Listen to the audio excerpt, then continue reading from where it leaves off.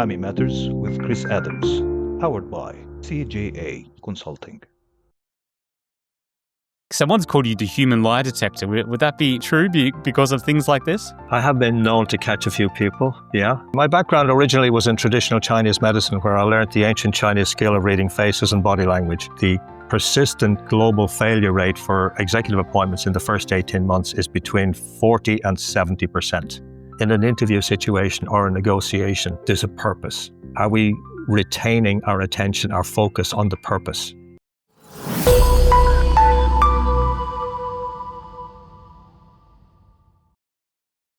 Welcome to Muhami Matters, where credibility meets clarity in legal and professional services. I'm your host, Chris Adams, founder of Muhami and CJA Consulting. Our guest today is Joseph McGuire, founder of Clearsight Communications and author of FaceFacts. For nearly 4 decades, Joseph's been helping leaders in organizations decode the signals that others miss. Things from facial expressions in high-stake interviews to subtle cues that shift negotiations. Today, it's going to be quite exciting. We're going to explore how listening, facial analysis, and body language can give leaders a practical edge in negotiation, hiring, and cross-culture leadership, and find out what not to do as well. So I'm really looking forward to this session and very grateful for you joining us today, Joseph. Well, thank you so much for the invitation, Chris. Absolutely delighted to be here. Now we get to listen to your dulcet Irish tones, and I love it. So I hope you're coming to us from sunny Dublin and everything's looking rosy there today. Yeah, apparently we're finally approaching the end of summer, but we've had a good one, so no complaints there. Fantastic. Now, a lot of people have met you before, but those who haven't, can you give us a bit of a brief version of your background and the kind of work you do at Clearsight Communications? Sure, absolutely. My background originally was in traditional Chinese medicine, where I learned the ancient Chinese skill of reading faces and body language. So I learned it as a diagnostic tool initially, but the Chinese understanding was always that the mind and the body are inseparably connected. So you're looking at personality, character, behavior styles, communication patterns. And I was a therapist for 30 years, but over the last decade or 12 years or thereabouts, I've been working more specifically in the business arena. And my focus now particularly is on executive interviews and helping business owners, business teams with negotiation. Fantastic. It's something that I think a lot of business owners need help with because we're not trained to do it. So we're good at doing business and we're good at doing what we advise on. But when it comes to trying to interview and ask the right questions, and I guess read the body language, probably not so good. No, the problem is that there are recurring flaws in the whole process, because I've done a lot of research in this field, and the persistent global failure rate for executive appointments in the first 18 months is between 40 and 70%. And Wow. that figure has been consistent over the last 10 years, and that's global. That's scary, actually. So you help people with this, and I think your expertise centers around communication beyond words. So beyond just talking, actually listening. And I believe you have a particular expertise in reading faces and nonverbal signs. How would you kind of describe your specialist area? Yeah, and I have also done a lot of online training with former FBI and Special Forces trainers in interrogation, negotiation, body language, and elicitation. So I've certainly broadened my skill set over the years. So I pay a lot of attention to not just what people are saying. I'm more concerned, even in many cases, with how they're saying it, what they're not saying, Right. and whether their body language is congruent with what I'm hearing. And like I said, my background is in traditional Chinese medicine, and the Chinese symbol for listening incorporates, logically enough, the ears, but it also incorporates the eyes, the heart, and the mind, and all of those faculties working together. I've done a certain amount of study with the HeartMath Institute in the US, and the HeartMath Institute have measured scientifically that we have a brain in the gut, we have a brain in the heart, and we have a brain in the head. And the heart brain actually sends more signals up to the head than vice versa. But the heart also transmits a vibration. So even without speaking, our heart is transmitting a vibration which resonates to a distance of some 10 feet or thereabouts. So we're picking up vibes from people, as well as what we're hearing, as well as what we're observing. So I'm using my whole body as like a transmitter and receiver. So I'm observing, listening, feeling, and then the questions are an integral part of that as well. And what questions to ask, when to not ask questions, when to stay silent and give people space to reveal more than they had originally intended. So is this the bit where I need to stay silent? Well, I've learned to be very comfortable with silence. I can be comfortable with silence for extended periods. And in an interview session, like an executive interview, I tend to describe an executive interview as an interrogation. Now, I know for many of us, our perception of an interrogation is what we've seen in movies and, TV series of crime shows and people being thrown up against the wall and threatened and all of that. And the best interrogation is not like that at all. The best interrogation is about establishing rapport. And so when we meet somebody first, it is about connection. It doesn't matter what the context is. The first thing is about connection. So in terms of what I'm doing professionally, I'm observing what's normal for people, what we call their baseline behavior, what they do before the conversation becomes serious. What are their normal, if you like, facial expressions, tics, even body language movements. I'm paying attention to things like invariably in an interview, you'll provide somebody with a cup of tea or coffee or something like that. So I'm observing which hand they pick it up with. That tells me that's their dominant hand. If they start talking about a serious topic, but they're gesticulating and gesturing with their non-dominant hand, that's revealing to me. So I'm also so when I see something like that, or see a tic or a movement that makes me, I won't say suspicious, but question, then I will often resort to silence. And I will vary my silence with facial expression, because sometimes I'll be silent with a smile, and sometimes I'll be silent with a much more serious expression. And it's all designed to extract information. So are you doing this one-on-one? Are you sitting there with someone one-on-one and you're silent and then just waiting for them to say something? Typically, I'll be there with a colleague or as part of a panel, and I will be introduced as an associate, a colleague or an associate. But I will have, if I'm working with a panel, I will have informed them about my approach beforehand. Okay. So they know if I speak up that there's a particular point in the conversation that I want to really press home, I want to dig into. And that if I ask a question, they know to stay silent. They know I'm taking the lead.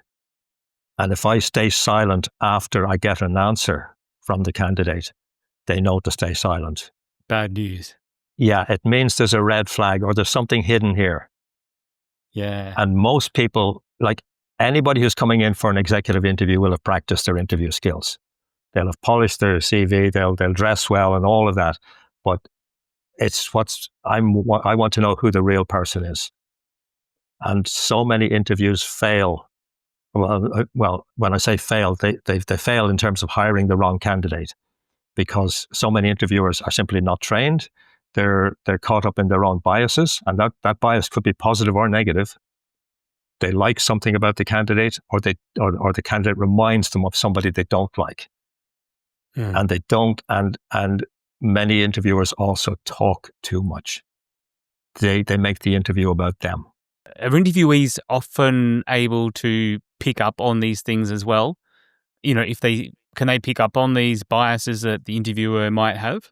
Oh yeah, absolutely. Some interviewees are particularly skilled at that, and that can be a problem for the company who's doing the hiring.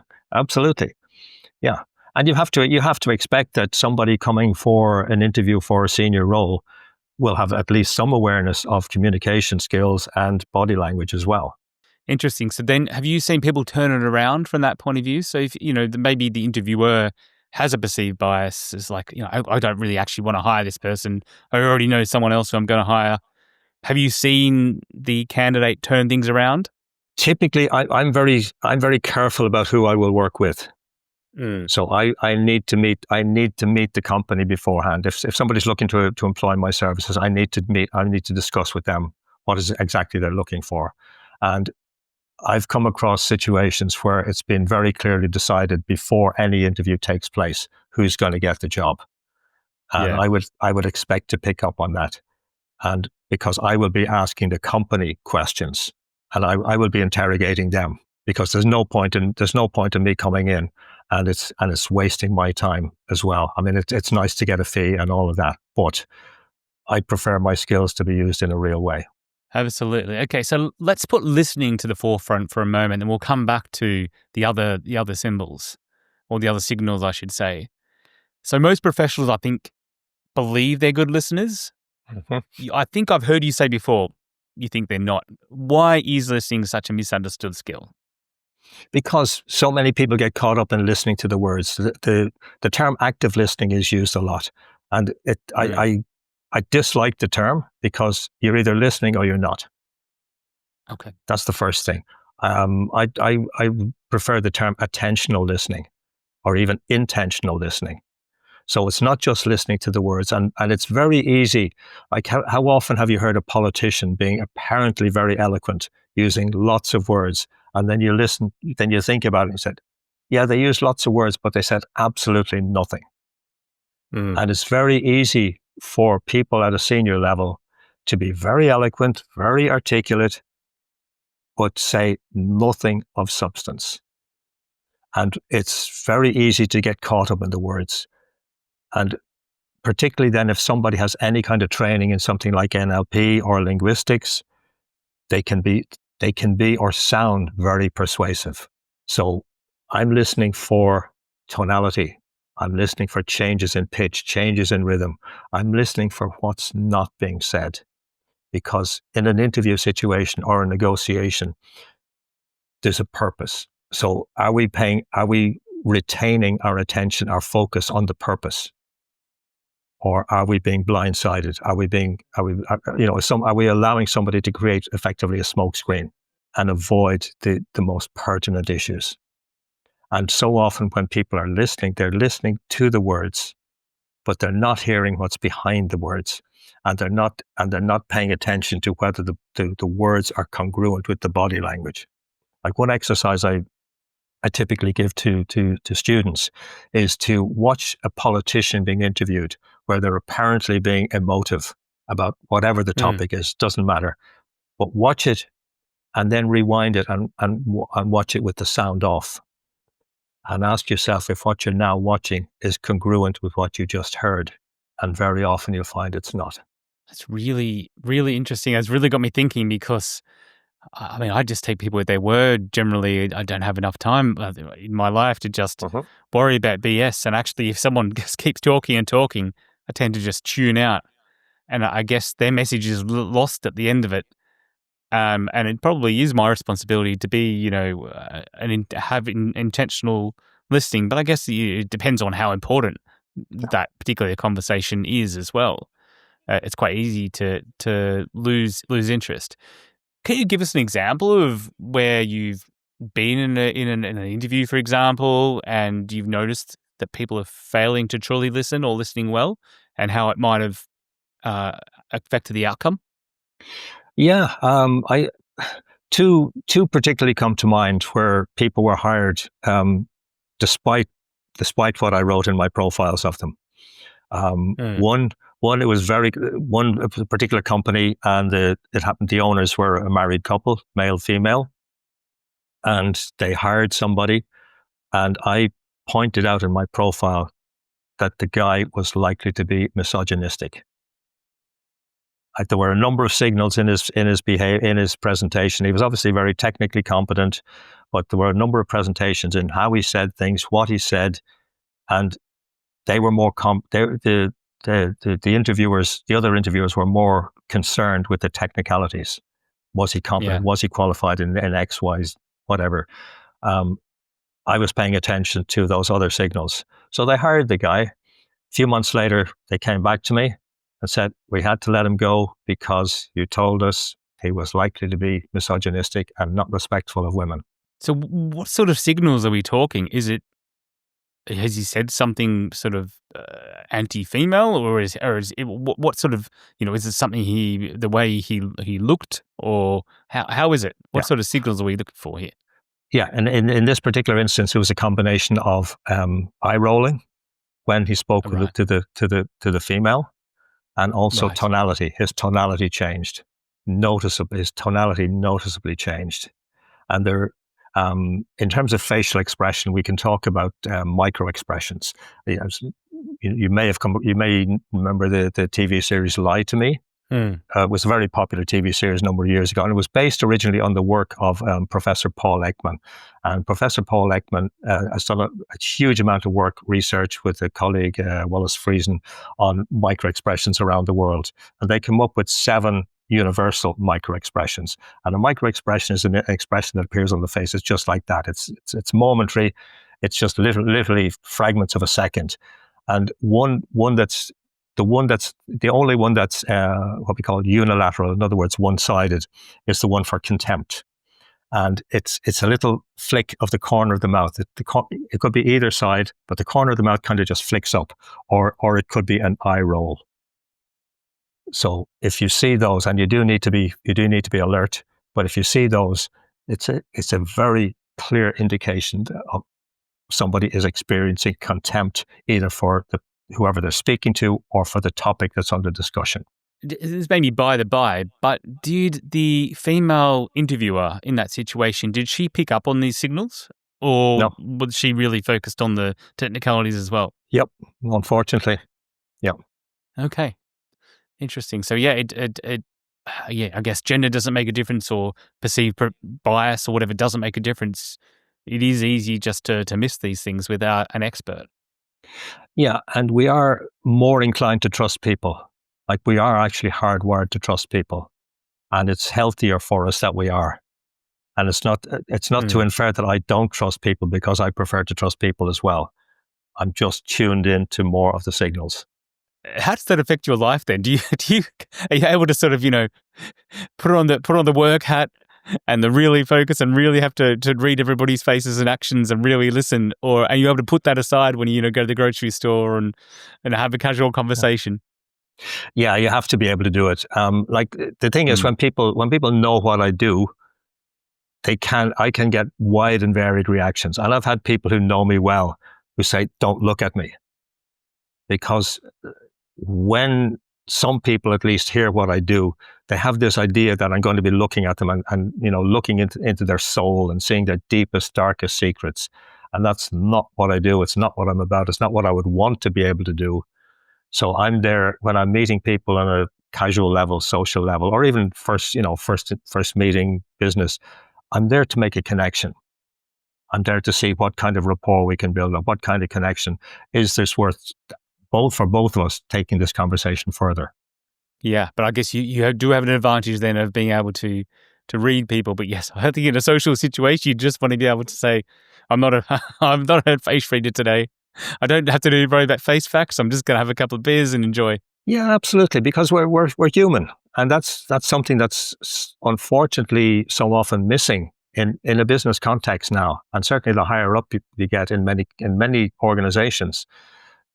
That human side, the empathy side, the compassion side, the trust element is often lacking, and there's report after report demonstrating that. When you look at McKinsey, you look at Adelson, you look at Forbes, you look at Gallup, and there's so many reports saying that people at the lower end of an organization, they join because they connect with the values, but after a period in the organization, they feel there's a lack of trust. There's a lack of empathy. There's a lack of real communication. So yeah, I guess I'm very interested in what you're saying. And as you were speaking, I was just thinking in a situation where, okay, you join as a junior, you love the culture, you really like it, you get more senior, you don't really like your boss, but you're not really sure why, perhaps. Mm-hmm. Are there skills that we could learn from what you teach and what you practice to, help you survive better, I guess, in a slightly uncomfortable environment and overcome that discomfort? Yeah, absolutely. And like, one of the things we touched on earlier was bias. We can dislike our boss, or feel the boss dislikes us because of a bias within us, that we're almost predisposed to like or dislike people who look a particular way or speak a particular way or whatever it might be. So learning different communication skills, learning to adapt our behavior, and to see it as an opportunity to develop our communication skills, to practice our communication skills, to practice our listening skills, to practice our observational skills.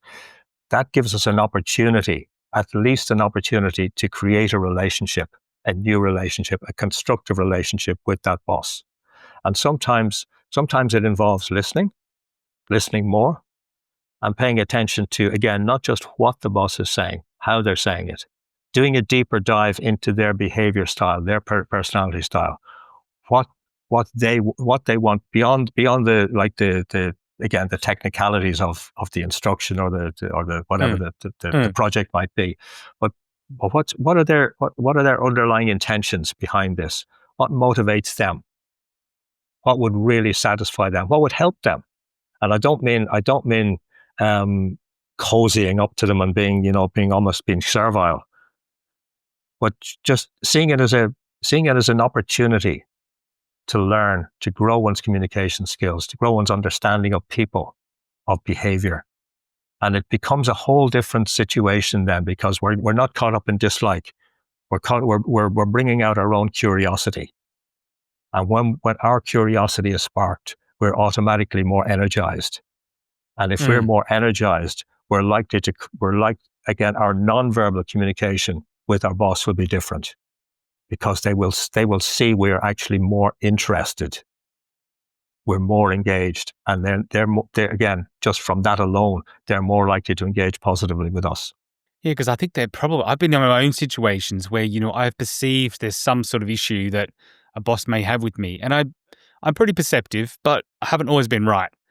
And I've let it, you sort of let it get on top of you. You end up with a bit of a chip on your shoulder, and it's very hard to kind of recover from that. So it sounds a little bit like you've referred to emotional intelligence in taking a step back, understanding how that boss works, also thinking, I guess, practical terms, pragmatic terms, why they're doing what they're doing, what they're saying, what they're doing. It might not be personal. It might actually be because it's their job and because they've had some feedback and they're protecting you or something like that.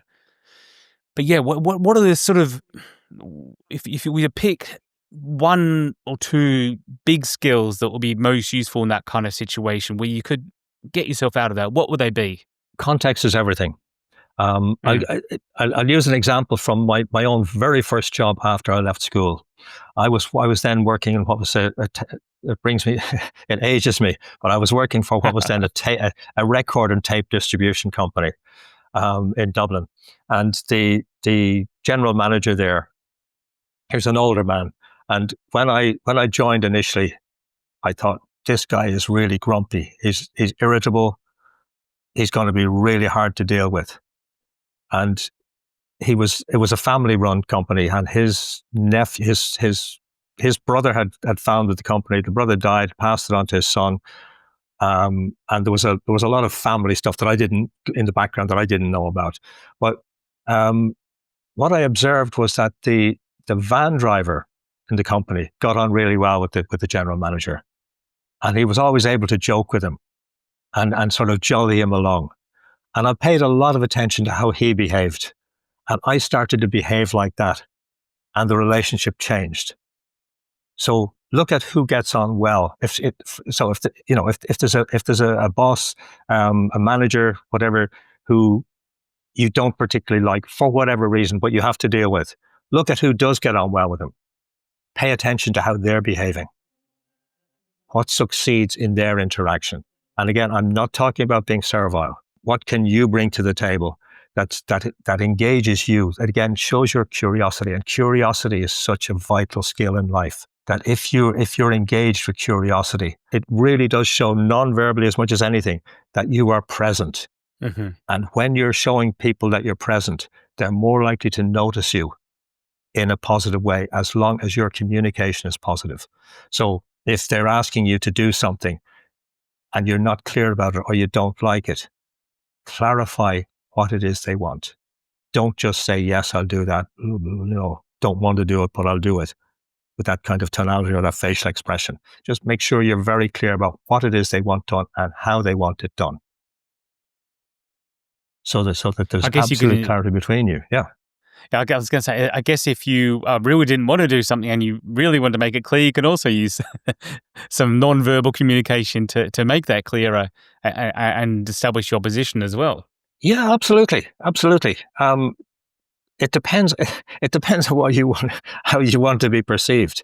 And like one thing I do recommend people, unless it's inappropriate, and there are obviously situations where it's culturally inappropriate as well, greet people with a smile. Because if you, again, there are limitations on it, but if you greet people with a smile, it triggers a mirror neuron response in them. It tells them you are not a threat. It tells them you are open, and you are responding positively to whatever this interaction is. So it's a starting point to engaging positively, if I can put it that way.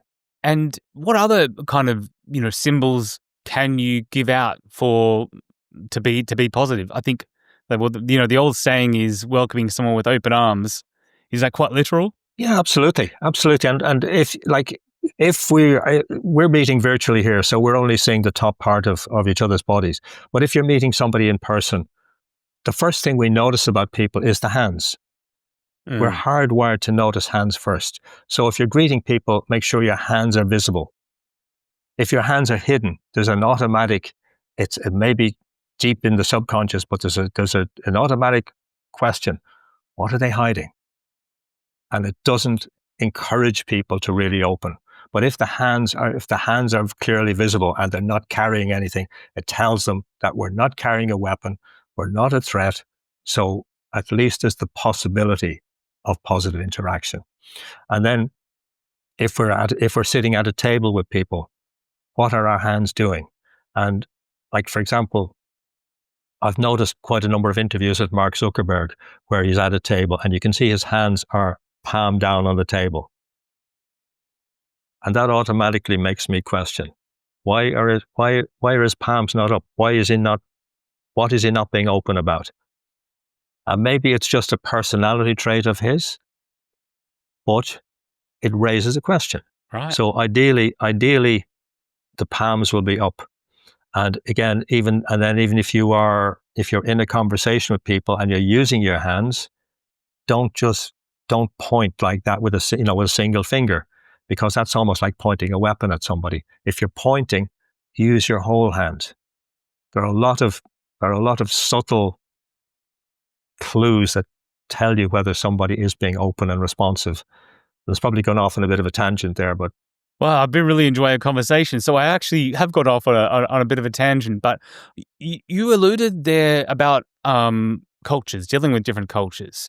Mm-hmm. Now, the audience of Muhami Matters is very broad. So I'm based in the UAE, and we do have a lot of listeners here in the Middle East. But actually, we have a lot of listeners in Australia, the UK, the US, India, and there are a lot of different cultures within that, both cultures from where you're from, but also business cultures.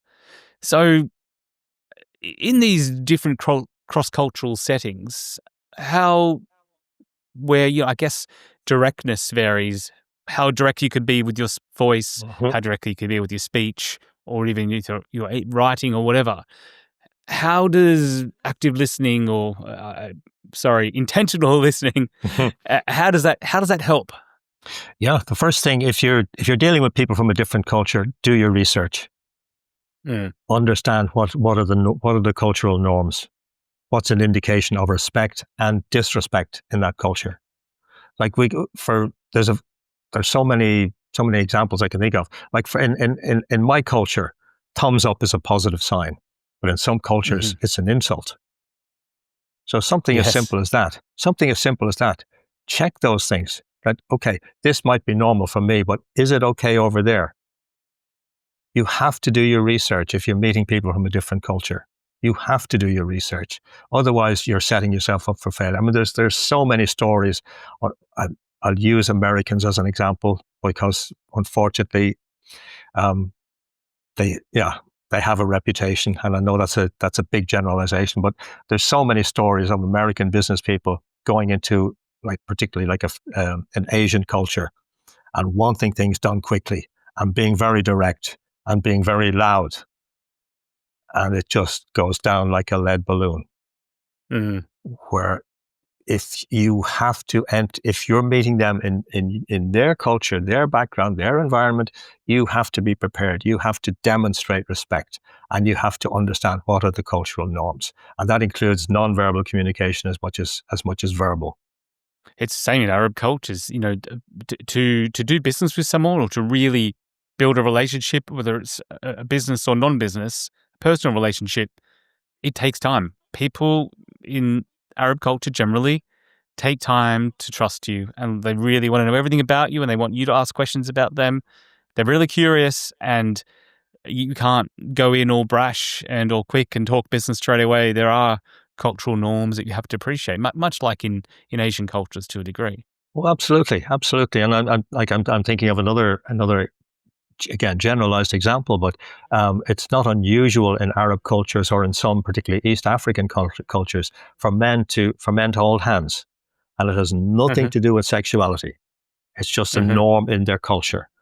But for a Westerner coming into that culture and having a man take hand, whoa, what's going on here?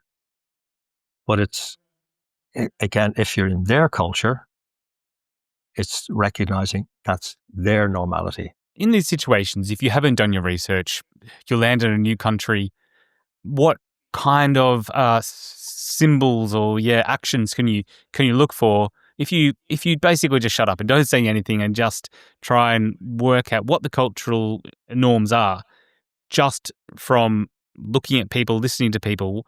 What should we be looking for? Well, if I'm in a business context, I simply would not go in unprepared. I would not go in without the research.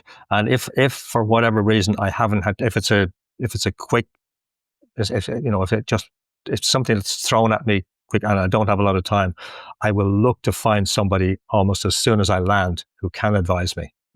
Because the risk of getting it wrong is too great, particularly if there's a journey involved, there's a lot of time involved, there's potentially a lot of expense involved. You have to be prepared, and you have to take your time with it. If you're going to the US, fair enough, you'll expect things to be done quickly.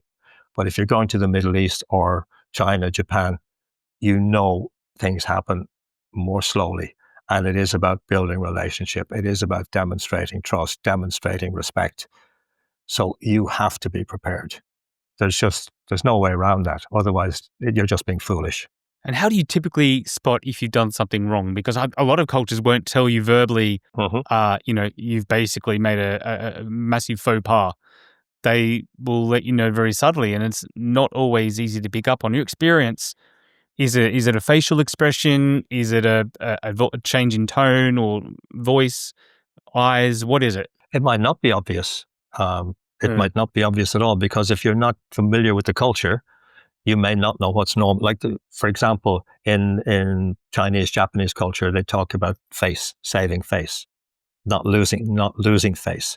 So there may be nothing apparent in their facial expression, and they may say nothing to indicate that you have offended them or upset them or caused disrespect, whatever. So again, I would look to find a trusted confidant who can debrief me, who can help me prepare, but also debrief me afterwards.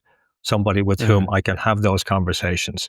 How did that go? Did I do or say anything that was wrong? And you have to be willing to hear, oh yeah, you really screwed up here.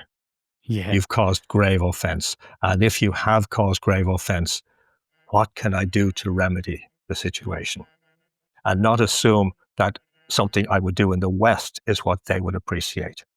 Yeah, so I think for me, I'd be looking at very closely at the tone of voice and the facial recognition, because in the middle of a conversation, it might be you realize you've made a mistake, but you might not. So you can't talk to a cultural attaché. You can't talk to a friend. You're in the middle of a business meeting. You don't want to muck it up. I guess I'd be probably looking for eyes or tone of voice. Would that be probably the way to go? Again, it depends on how skilled you are. And that's probably not the Most answer of us you are not want. skilled. This is what I'm thinking, Joseph. Yeah. Yes, which brings us back to preparation. The old Yeah. Benjamin Franklin thing: fail to prepare, prepare to fail. And Fair we enough. we do have to do that preparation, but also then, are we listening? Are we really listening? And what they're talking about, depending on the culture, what they're talking about may not at times appear to be germane to the business we're looking to do, but it's obviously relevant to them. So again, being respectful to that and not look to bring the conversation right back to the business. Go with the flow of the conversation. And are they being, what's their expression? What's their facial expression? What's their body language when they're talking about something which, again, appears not to be germane to the business topic? Are they being energized? Are they being expressive? Or are they just talking? And you can mirror that in your body language, your facial expression. But also be prepared for silence. Not to jump in with filling the silence with noise, because that's another So mistake don't be Westerners scared often of make. silence. Oh, there you go. I just did it to you. I jumped in. Yeah, but it's something that's so common for Westerners that we're not comfortable with silence. Like I remember reading some research a number of years ago about, I think it was based in Holland, where they said that Dutch people are comfortable with silence for about 8 seconds.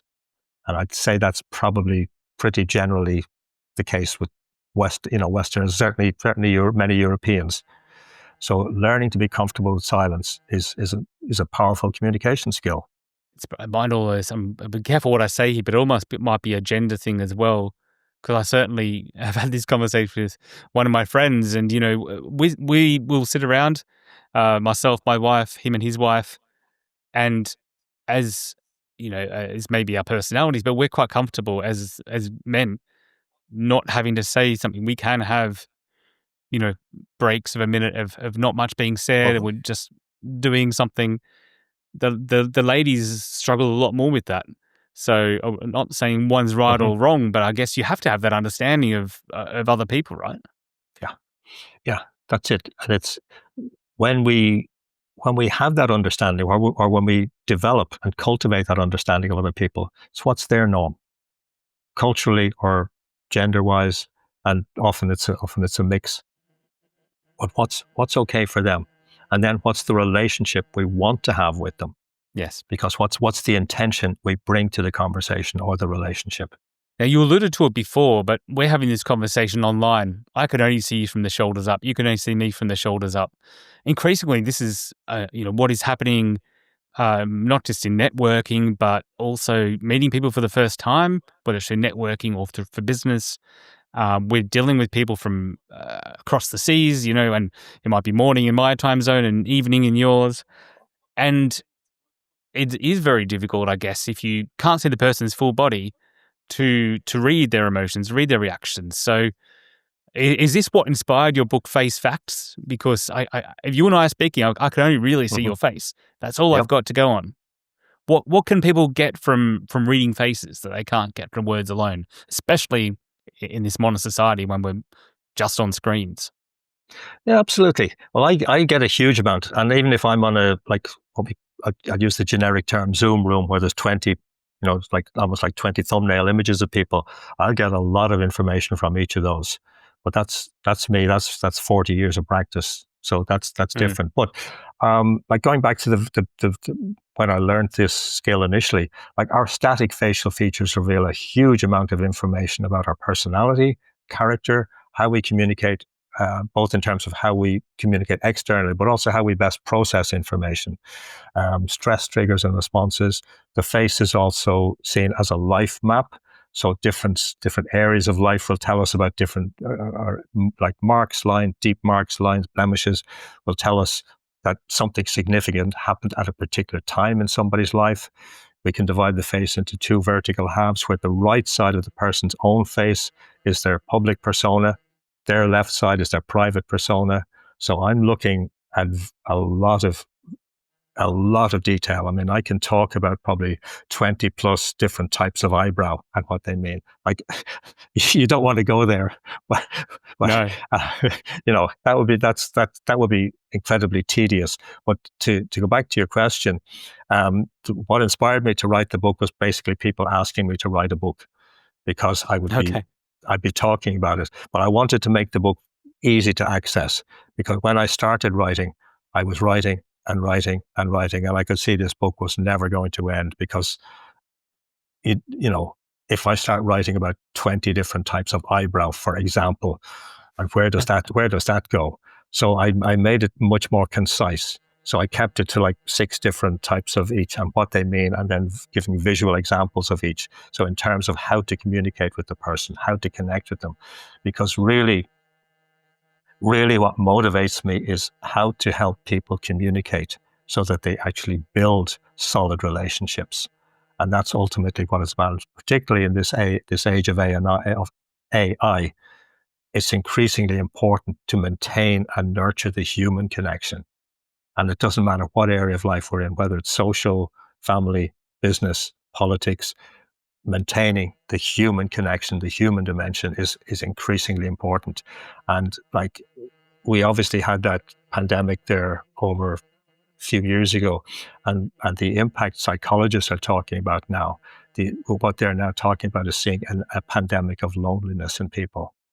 So there's literally a crying need for connection.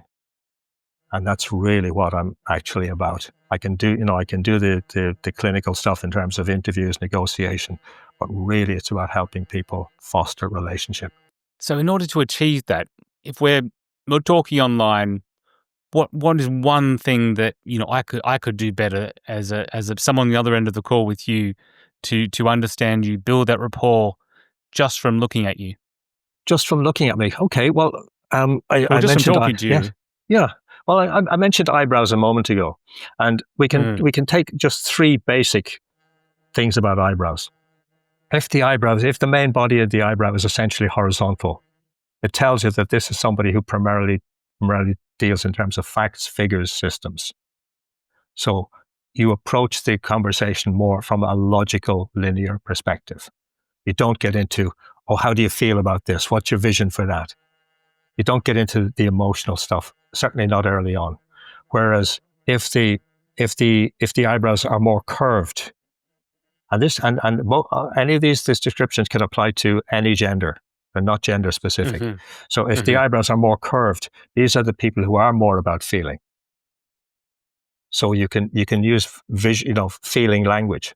How do you feel about that? How does that feel? And one other one is if the eyebrows are more like an inverted V shape, or if they're angled down towards the inner corner of the eye. These are more autocratic type personalities. So they need things done quickly. They don't want detail. They want big picture. Get to the point. What are we doing? Why are we doing it? When are we doing it? Okay, let's do it. Goodbye. Thanks. See you. And is this based on basically what people's eyebrows look like naturally, or are you talking about when their facial expressions change? So I'm talking about static eyebrows. Yeah. Right. And yes, I am aware that many women trim their eyebrows and do various things. I am aware of that, obviously. Yeah. But I guess that probably says a lot about them as well. I guess if they do paint them so that there is a downward angle, that is probably, from what you've just told me, a certain signal, I should say. Yeah, it's an aspiration towards change. They want to change something about how they see themselves as much as anything. So can you share an example, maybe of when you've seen negotiations or executive hirings where someone's facial cues has revealed something true about them that might otherwise not have been picked up? Yeah, I'll give you 2 particular examples of things to watch for in a, shall we say, a significant conversation, not just a negotiation, but a significant conversation. If you find you're speaking to people, or you ask them a question and they start chewing their lip, you've hit a hot spot. They're uncomfortable. They're uncomfortable about something. So pay attention to that. Pay attention to what exactly is under discussion here right now. Don't press them on it. Allow the conversation to flow. See how they respond when they've stopped chewing their lip. Allow the conversation to flow. And when the conversation has got back into flow, after a couple of minutes, bring that topic up again. Well, when we were talking about X, I'm not sure I got it. You don't imply that there was anything wrong or that you picked up on something, but I'm not sure I completely got it. Can you elaborate on what you were saying? And if they start chewing their lip again, you know you've really hit a hot spot. Wow. Or if they say exactly the same thing as they said earlier, what they've said has been rehearsed. Interesting. And there's one other particular cue to watch for, and again, it's not gender specific. It's if the eyelids start fluttering, if the blink rate, if the blink rate, pay attention to, like at the beginning of the conversation, what's the normal blink rate? And if the blink rate speeds up, they're really uncomfortable about something. But always allow the conversation to move on. Note exactly what was going on at the time, allow the conversation to flow, and then come back to it, but never with an accusation. Oh, I'm not sure I got that. Can you elaborate? Or can you tell me a little bit more about that? And then, again, if you see the blink rate speeding up again, that's a hotspot. That's something you need to dig into. So that's where you focus. So I think someone's called you the Human Lie Detector. Would that be true because of things like this? I have been known to catch a few people, yeah. And one area I don't tend to talk a lot about it, but over the years I've had probably more female than male friends, and I've had a lot of women, unfortunately, come to me after the fact of having had a negative experience in relationship with a guy or a few guys. And they'll send me or show me photo or video of the guy, and I'll look at it and say, did you not see this, this, and this? And I'll pick up on behavioral traits that to me were blatantly obvious that the guy was not there for, shall we say, not there for the woman's best interest. Yeah. So I've got a fair bit of experience in that space. All right. Well, I'm definitely, and you've said to me before, Chris, if you have any doubt about someone or you're not sure about someone, just send me a photo and I'll tell you what they're like. Mm-hmm. Yeah. Does that actually work? Oh, I'm good. Yeah, you must be. You must be. Yeah. In many cases now, to be clear about it, in terms of somebody lying, I wouldn't simply rely on one photo. No. Now there's one slight caveat where when I'm giving a class, I tell people to pay attention to the eyes. Now there's an old saying that the eyes are the windows to the soul. Now, without getting into the spiritual, metaphysical kind of dimension of things, I mentioned earlier about the brain in the gut, the brain in the heart, and the brain in the head. So the three brains ideally are working together. So our whole body is a sensor.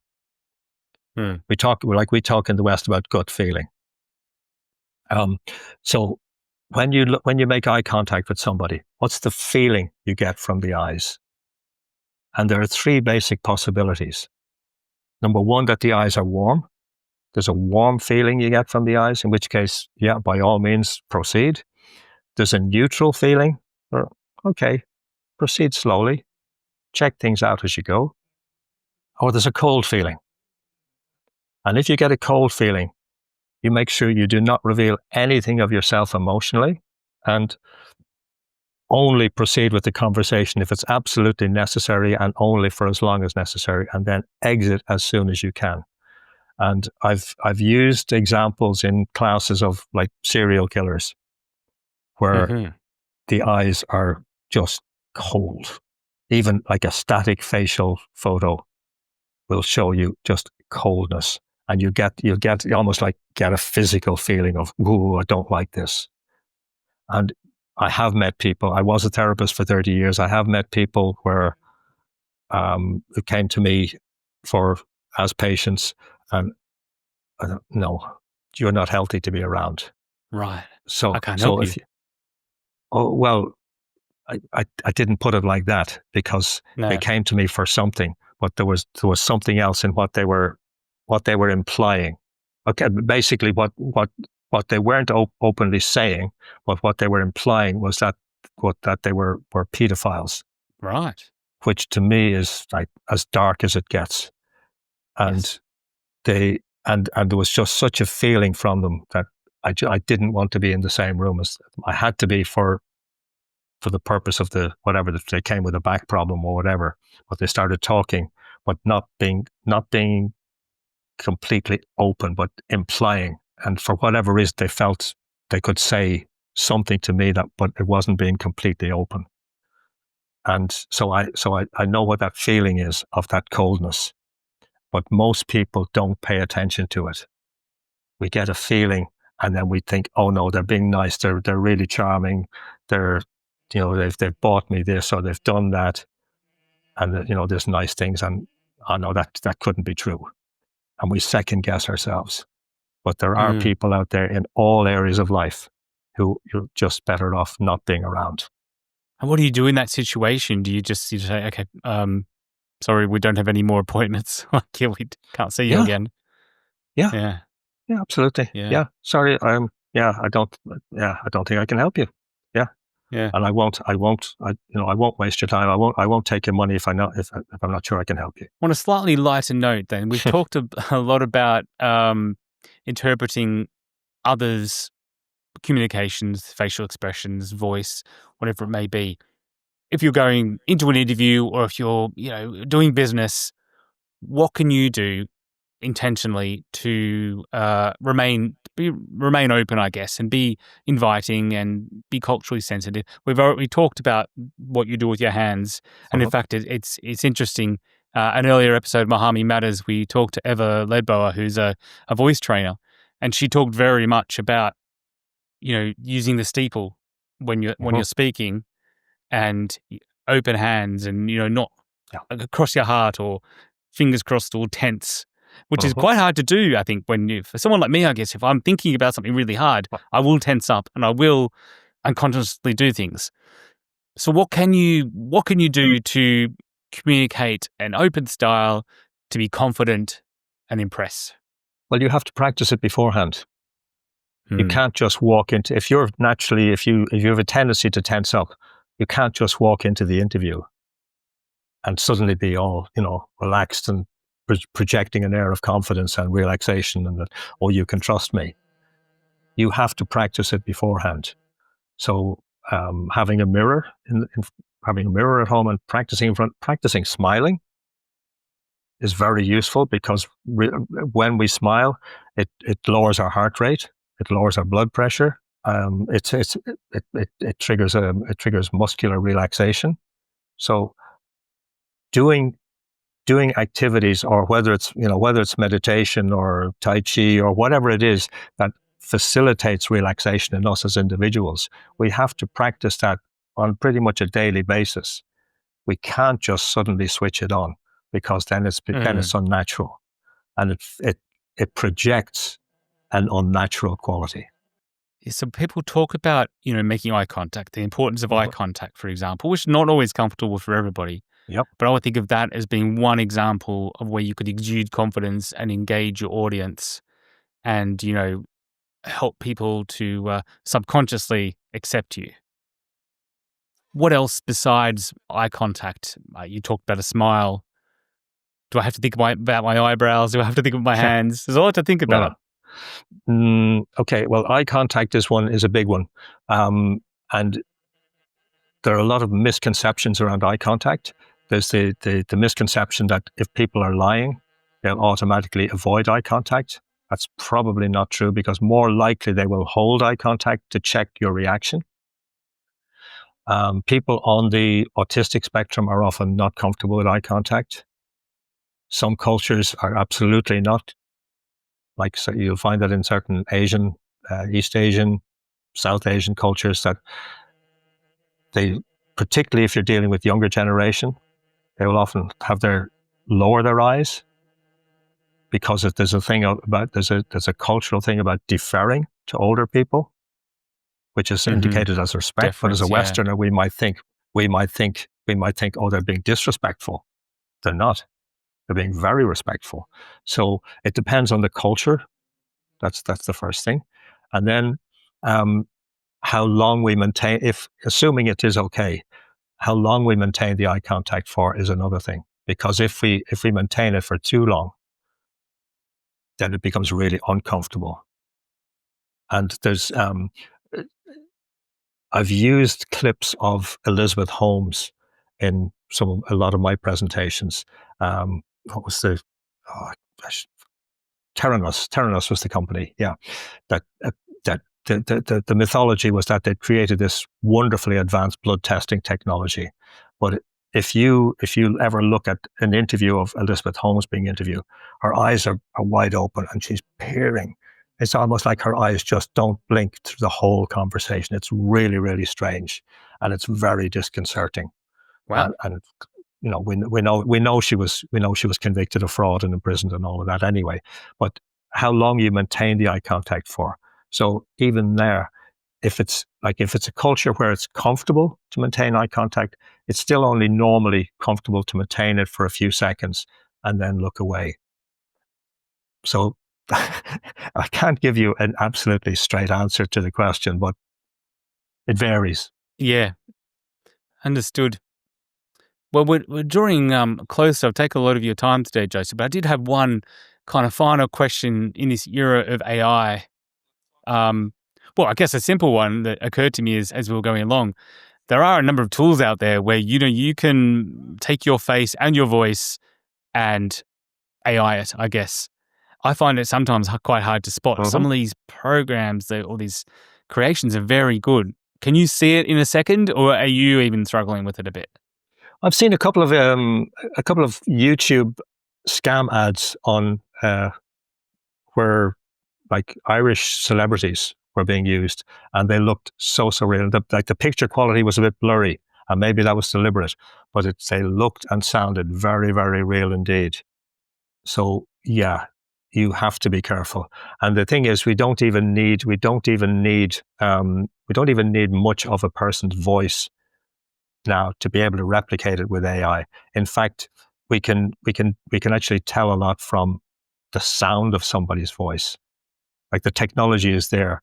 That like there was a survey done or an experiment done, I think a couple of years ago in the US, where doctors' voices were actually they just used the sound of the voice rather than being able to hear any words, and there were a number of different doctors used in the experiment, voices used, and the listeners were able to tell which doctors had been sued for malpractice just from the sound, the tonality, without hearing any words. So I know that's kind of going off topic, but even if you're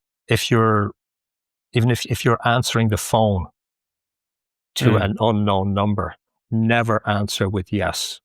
Because if you answer with yes and it is a scam, they can take that yes and use it in something else to actually signify you're saying yes to a contract. Yeah, that is a scary one, actually. And I've taken to, when I'm getting these unknown phone calls now, just picking up the phone and not saying anything.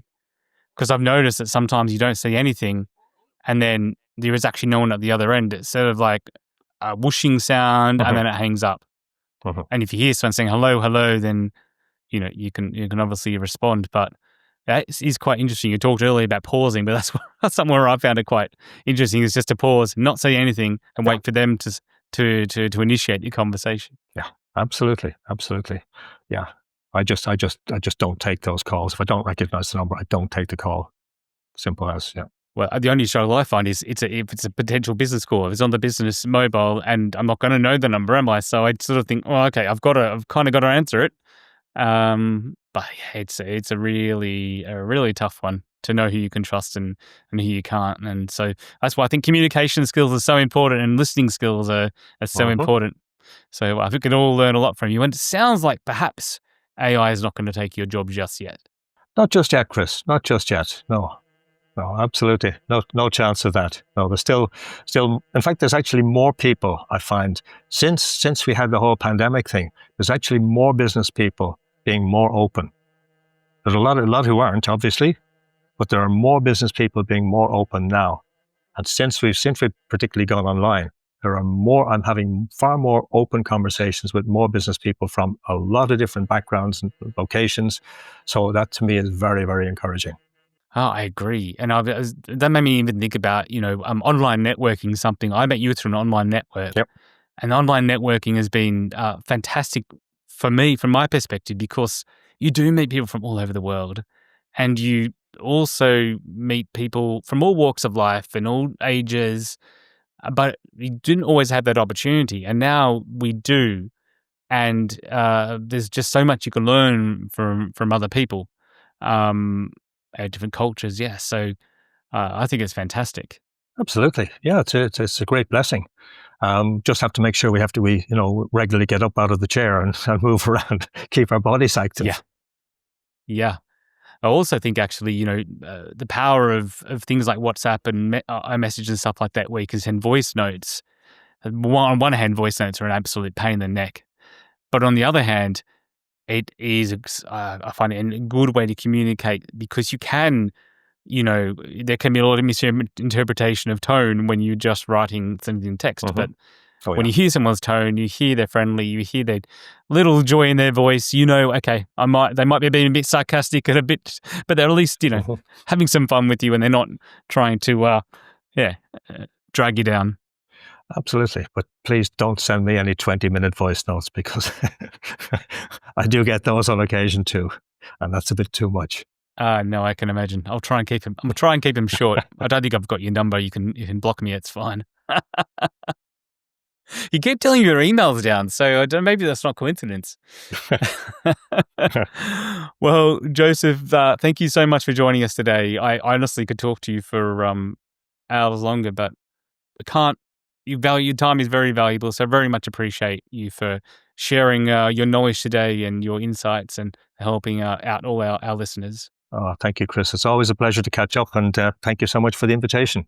And if anyone does want to get in touch with you, how can they find you and find out more about what you do? Best place to find me is on LinkedIn, Joseph McGuire FaceFacts. Yeah, just fantastic. Ask me, send me a DM, send me a connection request, and we'll take it from there. Fantastic. Thank you so much, Joseph. Much appreciated. And look forward to hearing more from you. For our audience, that's it for Muhami Matters today. Massive thanks again to Joseph McGuire for joining us and sharing some really super useful information. It's really got me thinking how you go about listening to people, how I can read people's faces and really decode nonverbal signals. And as leaders, this can give us the edge in negotiations, hiring, and beyond. If you enjoyed today's episode, be sure to subscribe and share it with your network. And always, as always, for more insights and support, visit muhami.ae or connect with me at CJA Consulting. I'm Chris Adams. Until next time, stay informed and stay empowered. Thank you for joining us on Muhami Matters. If you found today's episode valuable, subscribe and connect with me to stay updated. Join me again soon as we continue to bring you credible insights, practical strategies, and trusted advice to empower your professional journey. I'm Chris Adams. Until next time, stay informed and stay empowered.